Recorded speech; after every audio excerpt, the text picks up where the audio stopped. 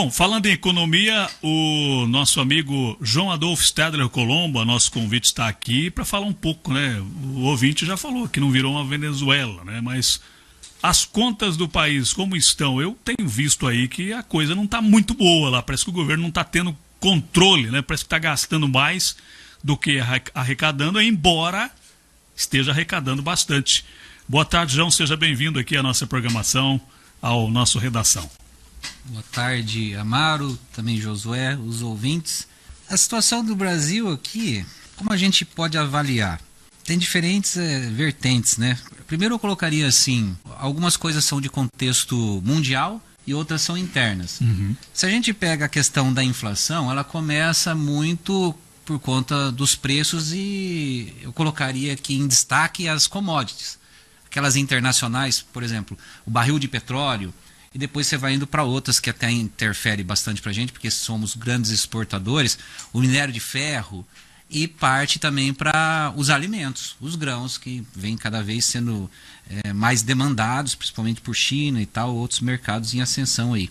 Vai impactar o quê?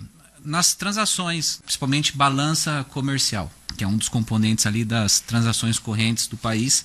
Isso aí interfere no câmbio, que por sua vez, se sobe ou cai, também vai impactar primeiro no IGPM, que eu colocaria que é um indicador de curto prazo, depois o IPCA, que é o que a gente realmente sente o reflexo aí como consumidores, e como consequência o Banco Central tem que intervir com a Selic. Nós temos depois o impacto, já para um segundo ponto aqui, ele vai interferir no PIB, porque a atividade econômica, se você aumenta ou diminui a taxa de juros. Por sua vez, a gente tem um indicador que mede, é um termômetro dos valores das empresas com capital aberto, que são as maiores dentro do país, é o Ibovespa. E se a economia está indo bem, está indo mal, vai refletir na questão do emprego. A gente sempre acompanha através do quê? Os dados do IBGE, que é amostral, domiciliar, e os dados do CAGED. Então, eu fiz aqui um passo a passo, não vou seguir assim a mesma linha desse comentário inicial, mas o PIB brasileiro. Então, a gente teve a informação do primeiro trimestre. Traz o crescimento em relação ao trimestre anterior. Então, convenhamos, existem sazonalidades. De repente, não é uma informação da mais relevante. O que é interessante é a gente comparar com o mesmo trimestre do ano passado ou então fazer um somatório. Aí você pega todas as nuances. O que eu teria? Uma informação a comemorar, primeiro trimestre de 2024, um crescimento anualizado de 2,5%. Poxa, essa não deixa de ser uma boa taxa. Entretanto, quando você pega os trimestres anteriores, você fala assim, peraí, na minha lembrança, o terceiro e o quarto trimestre teve variação de 0%. E agora está falando 0,8, se eu não me engano, saiu a informação. 0,8. Aí você fala assim, mas 0 mais 0 mais 0,8, se eu pegasse só 3 trimestres, daria esse 0,8 crescimento. Então quer dizer que o segundo semestre lá de trás, que praticamente encerrou, porque nós estamos no último mês aqui do segundo trimestre. Então quando tirar essa informação, que ela vem carregando, eu vejo que daí vai dar um impacto com esse totalizador pegando 2 trimestres a 0, vai cair bastante. Mas, por enquanto, como não chegou essa situação, eu também não vou querer prever o futuro aqui. Agora, se comparar com o segundo trimestre do ano passado, o primeiro puxou demais, por conta de agricultura e tal. O segundo já caiu. Então, se a tendência se repetir, eu posso colocar que, de repente, num passe de 1% eu fique pouca coisa acima disso. Que daí já é ruim, porque o crescimento demográfico é 0,6%. Nós estamos crescendo, só não tem crescimento de renda per capita, que é aquela média geral pelo indivíduo. Mas vamos pegar os dados que eu anotei aqui, fazendo umas pesquisas breves. Aqui, 2023, o primeiro trimestre acumulado estava em 3,7%. E o 2022, 4,7%. Espera lá, isso aí eu já consigo traçar um gráfico cartesiano. Quem fez a quinta série sabe como é que desenha. Você coloca ali nos eixos, você cair de 4,7, 3,7, 2,5, você está em declínio. João, mas você está pegando 2022 que teve um crescimento também por conta de recuperação de pandemia. Pode até ser, mas então compare com o ano anterior. 2,5 é menor que 3,7. O que a gente tem como pontos relevantes, que é aquilo que o sentimento da pessoa que acabou de falar em relação ao Josué, cadê que virou Venezuela e coisa e tal. Quer queira, quer não, primeiro que a economia não é só governo. O governo é só um componente. Aqui no Brasil ele é até relevante. Se depender só dele, aí a gente estaria lascado. Mas existem as negócio. Empresas. Existe o velho da van, existe os empresários aí que têm as suas atividades. Então, quer queira, quer não, em linhas gerais, se a gente for pegar o sentimento que é principal para o cara que é o trabalhador, lá no olho do furacão da pandemia, quando caiu o PIB, primeiro trimestre anualizado 2,9, o desemprego estava em 14,8. Então era muita gente desempregada. Depois de 2022 caiu já para 10,5. Uma boa retração. 2023, 8,5. E agora, a situação atual é 7,5. Inclusive, é a menor desde janeiro de 2015. Então, o que acontece? Menor que você fala é a taxa de desemprego. Menor taxa de desemprego. Tá. Então, a galera que tem aquele sentimento que o período do Lula, primeiro, segundo mandato, e depois com a Dilma, estava bem, e por conta daqueles escândalos, quando veio à tona o mensalão, o petrolão, os desvios com a Lava Jato e tudo mais, aí aquilo deu uma crise institucional, fuga de capital, aquilo impactou o câmbio e gerou inflação, teve que subir a taxa de juros lá nas alturas, a dívida explodiu. O que acabou acontecendo? O desemprego também subiu para lá, a gente não conseguiu se ajustar porque o Brasil passou a ter déficit. E foi muito criticado porque ele nunca tinha passado por isso. Ele sempre fazia pelo menos o superávit primário para pagar o juro e manter a dívida estagnada percentualmente. Se você consegue crescer o PIB, você diminui a relação percentual e vai... Esse é o objetivo de qualquer economista aí que tenha passado pela monetária, né? Na verdade, de lá para cá, a gente não conseguiu solucionar. A gente achava que era muita coisa ter 80 bilhões, 120 bilhões de déficit. Aquilo foi se acumulando 1 ano, 2 anos, 3 anos. De repente, quando chegou ali, no final do governo Bolsonaro, por contas de tentar diminuir a posição do Estado, incentivar mais a iniciativa privada, cortar os gastos, mas teve também o fator inflação da pandemia e contenção dos gastos públicos, com, a princípio, funcionalismo com a folha de pagamento retida. Então, você teve uma economia e conseguiu gerar superávit. Quando vem o governo Lula, a gente vê que o ano passado já fechou em 250 bi, o momento atual já é pior, acumulado 12 meses é 266, mas pior do que isso é que a dívida total, que daí eu só não pego o resultado primário, ou o déficit, eu pego o geral, que incorpora os juros da dívida, passou de 1 trilhão. Isso aí é mais do que a situação, aquele pior momento da pandemia, onde foi uma situação assim atípica a nível global, talvez a pior. Por isso que alguns falam, né, que mesmo sem pandemia, o governo está pior do que se estivesse na pandemia. Está pior. Coisa, João, eu não entendi. Eu sei que você está falando, eu sei que você está falando aí, mas eu te trato como um professor, porque você é especialista e a gente tem que aprender aqui. Não vou deixar de passar, porque assim, eu dei a notícia ontem, assim, o Globo. Desemprego em queda é reflexo de reforma trabalhista. Ele está falando que foi do Temer. Essa matéria é do Globo. Acredite se quiser. Falando que não foi o governo Lula. Por que isso, João? Por que foi, assim, na opinião deles aqui, mudanças de 2017 são o principal fator para a ampliação de vagas formais. Educação responde por maior renda. Olha, eu vejo que essa geração de empregos vem da própria recuperação e o avanço ali que tem sido observado no setor de serviço, que daí entra o quê? Serviço engloba até o comércio de varejo, mas também a distribuição, o transporte, turismo.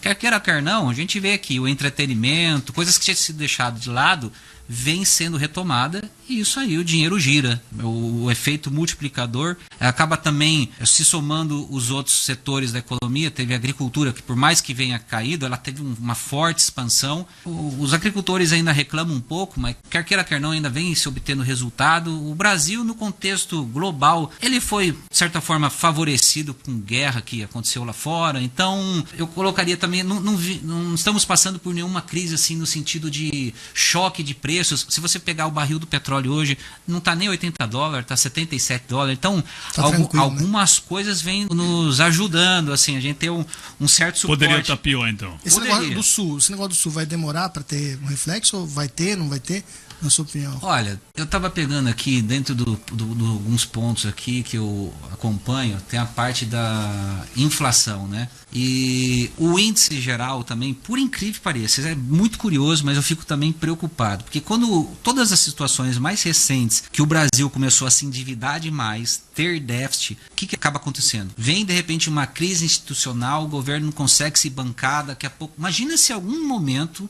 me inventa fazer igual a Argentina de dar um calote. Falar que não tem o dinheiro, não tem condição mais de rolar de isso bancar aí. O próprio país. Né? Daí o câmbio sobe, vem inflação, tem que aumentar a taxa de juros, daí perde-se o controle, né? Descarrilha. Então, o que eu vejo assim nessa conjuntura toda do governo? Se ele realmente não conseguir ajustar e aparentemente não tem feito esforço nenhum, senão na tentativa de aumentar a arrecadação, que vem aumentando, inclusive, mas se instituindo aí novos impostos e a reforma trabalhista proposta ainda demora muito a ter esse resultado. Meu receio é da coisa inverter e a gente se tornar o que passou a Argentina antes do Milei, que agora ele está fazendo o caminho totalmente inverso. Se criar uma crise institucional, tal como foi naquele momento com a Dilma, que daí teve fuga de capital, alguns indícios a gente vai vendo aqui, por exemplo, diminuiu o investimento estrangeiro direto no país. Tá, esse é um ponto, mas em contrapartida, teve um grande avanço, recorde na balança comercial. Então, algumas coisas vêm segurando um pouco o dólar. Tanto que eu fiz algumas anotações. Olha só que interessante. Lá em 2019, que ninguém nem lembra mais, mas foi no início do governo Bolsonaro, o dólar chegou a bater 3,74. Entretanto, daí veio a pandemia, coisa e tal. Vamos pegar o histórico? 2021, 5... Estou pegando tudo, a data de hoje, há X anos atrás. 5,11, 2022, 4,99, 2023, 4,88, 2024, 5,28. Então, assim, teve um recente aumento, tanto que em dezembro a gente tinha fechado 4,86 e acabou subindo aí uns quase 9%. Mas se for pegar, a gente tem uma certa estabilidade se puxar o histórico de 4 anos para cá, porque de 5,11 para 5,28 tá andando dólar, lateralizado. O dólar pouca oscilação. Não é só culpa do Lula também, né? Tem a sua vamos dizer, tem a sua parcela. O que não pode acontecer nesse contexto, essa crise que daí o governo teria dificuldades de se financiar, teria indícios negativos, uma quebra de confiança, aí você elevar demais o dólar, que impactaria a inflação e que a gente não conseguiria mais ter essa sequência de queda na Selic. Porque a Selic, a gente sabe que, até vou falar a verdade, artificialmente ter jogado a 2% lá naquele momento de pandemia, por mais que todos os países adotaram essa prática. E depois o Brasil ficou pagando juro real negativo durante um bom tempo, que ajudou a inflação explodir lá. Mas vamos pegar o histórico de 2021. Já estava começando a subir, 3,5%, mas a gente tem que descartar essa situação que foi bem atípica. Quando você pega 2022, 13,25%, 2023, 13,75%, subiu até mais um pouquinho, e agora nós estamos em 10,5%. O que acontece é que, aparentemente, com essa iminência, talvez, de o risco de volta da inflação, e que está bem baixo, inclusive está 3,7% no acumulado IPCA, se porventura o governo impactar a questão de câmbio, que refletir na inflação, aí quebra-se a perspectiva de redução na taxa Selic. E olha, convenhamos, se um país ele tem um PIB de 10 trilhões, 10% de juro anual dá 1 trilhão. Então é daí que está vindo o problema da gente ter o déficit total de 1 trilhão se o governo, a parte dele, ele não consegue, porque ele mesmo causa um aumento da dívida de 266 bilhões. Tem que cortar na carne. Então o que vai acontecer? A dívida vai estourar. Hoje em 76% vai passar daqui a pouco de 80%, 90%. Pois é, a gente está conversando aqui com o João. Preciso fazer um intervalo rapidinho. Daqui a pouco até agradecer os ouvintes da Luzia, o Fernando, Bolinha, Gaguinho da Operária, Fernando, Alisson, Cecílio, o Clésio Palmeirense, o Carlos do Copacabana, o Edmar Cara, o Fábio do Quebec. Obrigado aí também ao Vanderlei, ligado com a gente lá em Campinas. Um abraço. Daqui a pouquinho nós voltamos.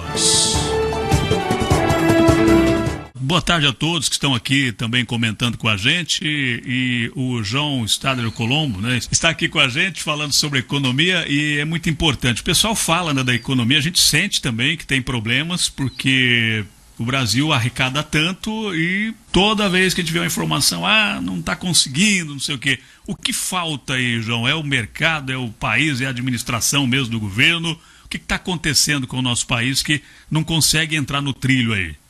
Um país tão forte desse.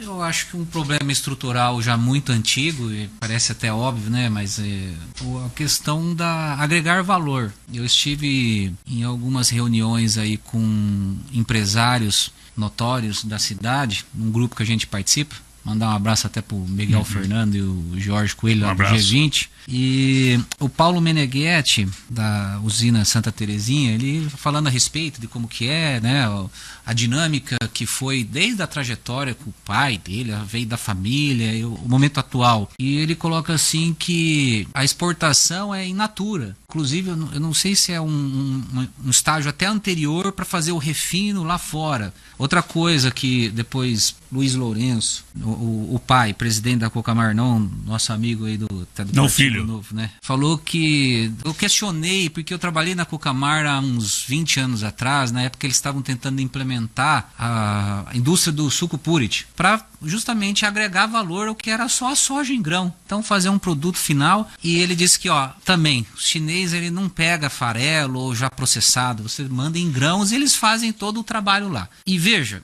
eu estou citando aqui açúcar, estou falando de grão, né, que pouca coisa tem a ser agregada. Agora imagina a Singapura ou o próprio chinês, que pega o minério de ferro também in natura e depois faz isso virar microchip e eletrônicos. O que acontece com a gente? Vai lá numa loja de cacareco e compra brinquedo, tudo de coisa que é para infantil ou eletrodoméstico, eletrônicos em geral da informática, isso tudo vem de fora. O celular que a gente usa, o notebook que eu trouxe hoje aqui, os televisores. Então, o que falta para nós? Se você comparar o que foi a evolução do PIB per capita de uma Singapura ou qualquer país lá nos tigres asiáticos, você vai ver que existe essa correlação com o desenvolvimento da indústria. Mas por incrível que pareça, pelo menos aqui no nosso estado do Paraná e que a gente vê mais próximo também em Santa Catarina, tem alguns dados positivos na questão industrial, sabe? De avanço do PIB, talvez por estímulos. A gente vê que o governo estadual, pelo menos a minha percepção, é de uma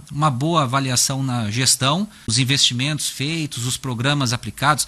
Para quem não sabe, além do teu escritório, as minhas atividades, eu sou um consultor credenciado Sebrae e eu faço muitas OS, né, que são serviços contratados ali pelos gestores na Regional Curitiba. Então ali tem São José dos Pinhais, tem um polo metal mecânico muito forte. O Sebrae vem trabalhando muito também a questão de inovação, pesquisa, desenvolvimento. Está fazendo... Amanhã tem um evento que é sobre inovação, mas tem outro que é daqui 2 semanas, um link entre grandes empresas e as startups que podem acatar algumas demandas e fazer... E tinha tudo ali no meio, são 64 desafios catalogados, tem assim, para fazer protótipos, para fazer impressão 3D, para fazer softwares, aplicativos, automação. Então... é daí que vem o ganho de produtividade. Para você ter um crescimento do PIB, você tem que aumentar, fazer mais com menos, né? Então eu vejo até no escritório lá, a gente tem uns 8 sistemas, 9 sistemas. Isso ajudou a conseguir ter um número muito maior de clientes com um efetivo menor. Então, e ainda assim estamos contratando mais para crescer, né? Então ainda tem muita oportunidade e o caminho é esse, o ganho de produtividade com ferramentas, inovação. O Brasil tem um grande potencial, né? O Brasil tem o agro, que é o forte também, a indústria, o comércio, mas falta muito ainda para a indústria, né? Se a gente pudesse industrializar tudo que a gente compra de fora, eu acredito que o país seria bem melhor, né? A gente compra muita coisa que a gente manda a matéria-prima e depois compra o produto pronto, né? Poderia fazer aqui. A função do Estado teria que ser essa intervenção, não só no assistencialismo, mas no estímulo às empresas. Mas parece que demoniza o capital, né? E é o problema. Assim, no Senado agora, Amaro, está tendo... vai ser a votação da taxação de 20% das comprinhas. E a oposição ao governo pensou... E eles, não sei se vão, tá? Mas pelo que eu sei de algumas matérias, qual que é a ideia? Eles querem taxar, vai dar aí 20%, mas vai chegar a 44%. Qual a desculpa? O protecionismo das empresas. E o que a oposição vai propor, Amaro? Ao invés de taxar em 20%, diminuir 20% do imposto das nacionais. Daí que o déficit vai para 300. Não, mas você entende? Lógico, mas assim, convenhamos, eu gosto de entrar no Shopee, nesses sites aí, Shopee não, mas o AliExpress, e ver lá todo tipo de bobagem, às vezes coisa que é nem necessária, mas você vê um mini drone e fala, vamos ver o que é isso aqui, né? E daí, por curiosidade, tão barato que é. Quer queira, quer não, vamos avaliar, tem os dois lados da moeda. Você desestimula de fato ficar trazendo coisa de fora que poderia de repente tentar fazer a produção aqui, mas também é muito difícil de implantar essas indústrias sem ter o capital. Precisa do quê? De investimento normalmente estrangeiro. Então é uma faca de dois legumes. Você tem, existe razão nos dois lados nesse caso. 1h31, nosso programa já praticamente estourou aqui o tempo. Obrigado, João. Próxima vez a gente vê se tem uma pauta mais leve aqui para você falar mais de economia. Obrigado aí pela sua participação com a gente, mas foi muito importante para a gente entender alguns pontos aí sobre o momento em que nós passamos aqui no país. Obrigado. Eu que agradeço.